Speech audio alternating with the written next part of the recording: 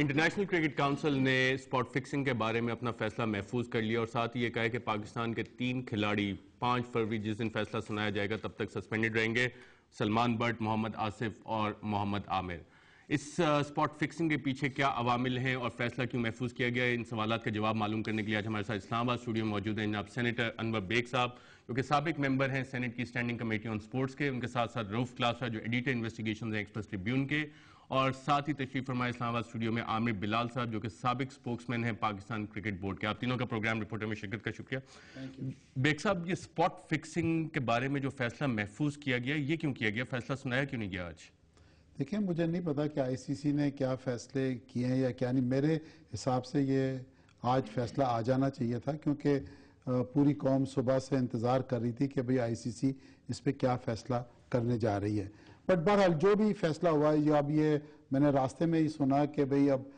5 فروری کو غالباً یہ فائنل ڈیسیشن دیں گے۔ تو پوائنٹ یہ ہے اپنا کہ اگر بچے انوالوڈ ہیں، I don't have any evidence، ان کے پاس سارے ایویڈنسز ہوں گے، ان کو سیویئرسٹ پنشمنٹ ملنی چاہیے،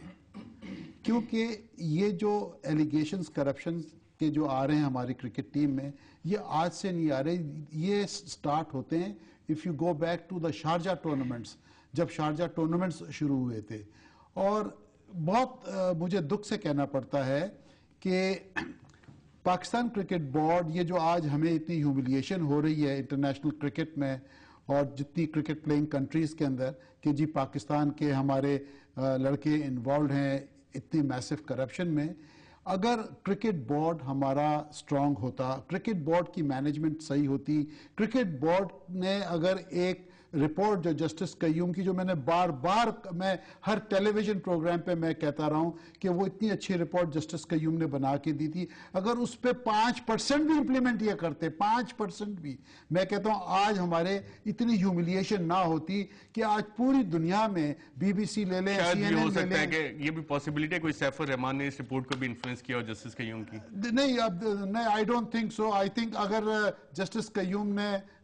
میں ان کو اتنی ذاتی طور پہ تو نہیں جانتا، اگر انہوں نے کوئی زندگی میں اچھی رپورٹ دی ہے، میرا خیال ہے یہ جو کرکٹ بورڈ پہ انہوں نے دی ہے، that was a wonderful report he has given, اور انہوں نے لیکن اس کی امپلیمنٹیشن نہیں ہوئی۔ عامر بلال صاحب، آپ کے خیال میں آئی سی سی نے فیصلہ محفوظ کیوں کیا؟ کہ اس کی یہ وجہ تو نہیں ہو سکتی کہ شاید جو وکیل ہیں پلیئرز کے اور جتنی پارٹیز ہیں انہوں نے کہا کہ تفصیلی فیصلہ ہمیں ملے تو اس کے بعد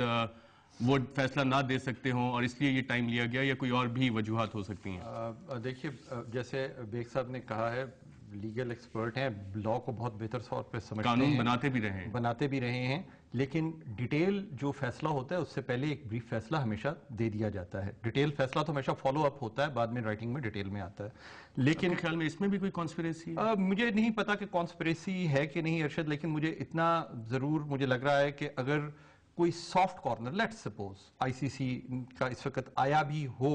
تو آئی سی سی یہ نہیں چاہے گا کہ ہمارے یہ کھلاڑی کم از کم ورلڈ کپ میں شرکت کریں، کیونکہ وہ نہیں چاہتے کہ ورلڈ کپ ایک ایسے امیج کے ساتھ دنیا کے سامنے جائے جس میں میچ فکسنگ یا سپاٹ فکسنگ کے حوالے سے کوئی چیز جو ہے وہ اس پر کوئی فنگر پوائنٹ کی جا سکے۔ تو وہ ایک کلین امیج کرکٹ کا دینا چاہتے ہیں۔ تو اگر کوئی کم سے کم سزا بھی ایسی ہوئی، فرض کر لیں کہ کسی کھلاڑی کو وہ سمجھتے ہیں کہ وارننگ دے کے معاف کر دیا جائے، جو کہ میرا نہیں خیال ہے کہ ایسا ہوگا، لیکن اگر ایسا ہوا بھی تو وہ نہیں چاہیں گے کہ کوئی بھی پاکستانی کھلاڑی ان 3 کھلاڑیوں میں سے، یعنی کہ آپ کو کانسپریسی کا ایلیمنٹ اس میں نظر آ رہا ہے؟ میں کانسپریسی اس کو نہیں کہوں گا کہ ورلڈ کپ میں یہ تینوں کھلاڑی پاکستان کی شرکت نہ کر سکے۔ میں اس کو کانسپریسی نہیں کہوں گا، میں اس کو کہوں گا کہ آئی سی سی اس وقت جو امیج بلڈ کرنا چاہ رہا ہے کرکٹ کا، وہ match fixing, spot fixing free ہونا چاہیے۔ رؤف کلاسا صاحب، ہمارے ملک کی ایک سائیکی بن گئی ہے کہ ہم کانسپریسی تھیوریز پہ بہت بلیو کرتے ہیں، اور جیسے عامر بلال صاحب نے بھی اشارہ کیا کہ شاید آئی سی سی یہ نہیں چاہتا کہ یہ تینوں کھلاڑی ورلڈ کپ میں شرکت کریں،